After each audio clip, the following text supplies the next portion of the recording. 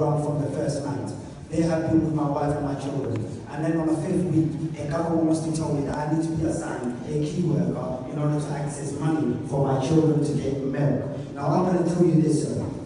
If someone was on the ground from the first day, who looked after my wife and my kids, when I was traumatized, to help me with every form and every step of the way, what gives you a right to try and push that help away from me, and you to assign me and my wife and my 2 kids some person that you call a key worker? If you want to use the word key worker, it's the people that are with us 5 in the morning when I can't sleep. It's the people 3 in the morning still here. Those are key workers. Stop undermining us. We're not uneducated. We're not some unemployed poor people. Don't call us poor people. We're rich in dignity. We're rich. We're not rich in youth. You care about profit, you care about salary, and you care about pension. But I will tell you this now in front of everyone. I have got documents that contradict the information that you feed to the public. On the second day, when you are telling people only 12 people are dead, I've got documents and evidence to suggest that I can show to every single person here that there were 42 people dead. So here when we're standing in front of us, telling us there's 80 people dead, you're still disrespecting the dead. You're dishonoring the living. You're dishonoring all of us. You're traumatizing, intimidating, provoking a whole entire community.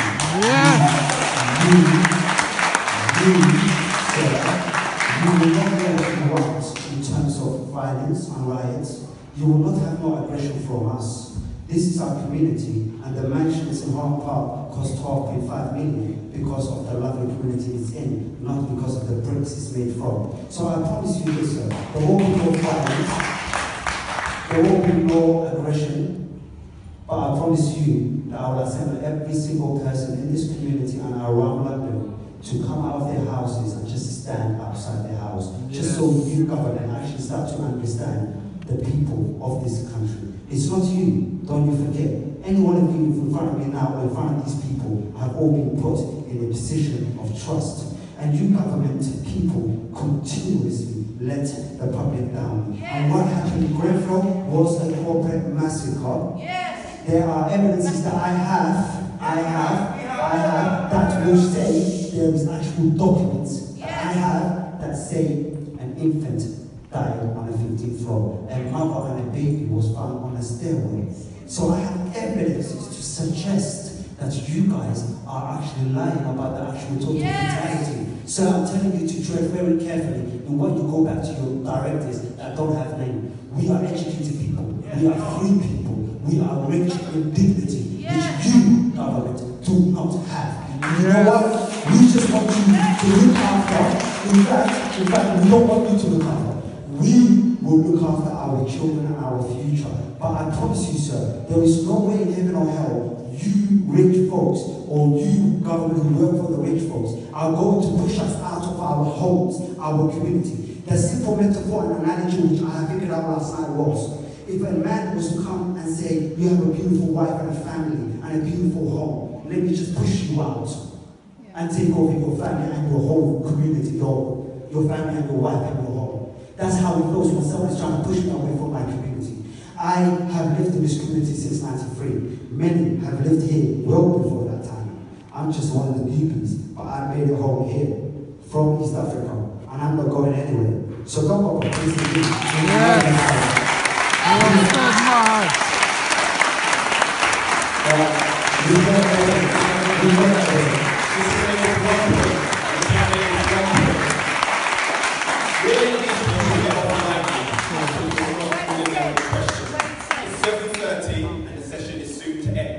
So take the opportunity. I know people want to get things off their chest, but we should be grilling them with questions that are difficult to answer. So in the last few minutes, make sure you're asking them questions that they need to answer. Sorry.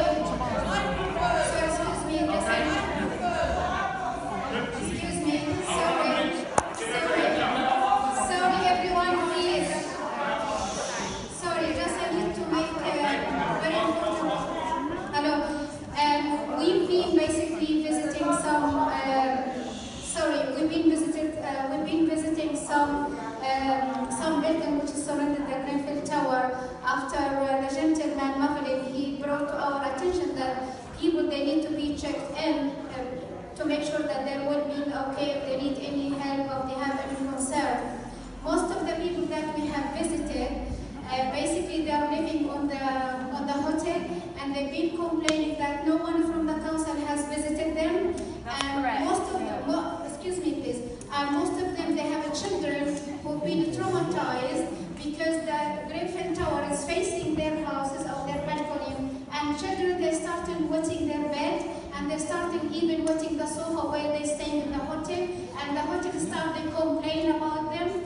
Children, they cannot even focus in their education now. So as a community, we have to be prepared for the great deal of trauma that our council has to deal with in terms of post-traumatic stress disorder, anxiety, domestic violence, and child abuse as a result of the tragedy. Also, other... So I would like, basically, the gentleman to ensure that the right support will be provided to those vulnerable people. The other thing which is concerned the security, health and safety, the gas pipe in the building is being basically built as that everyone can see it, and the children and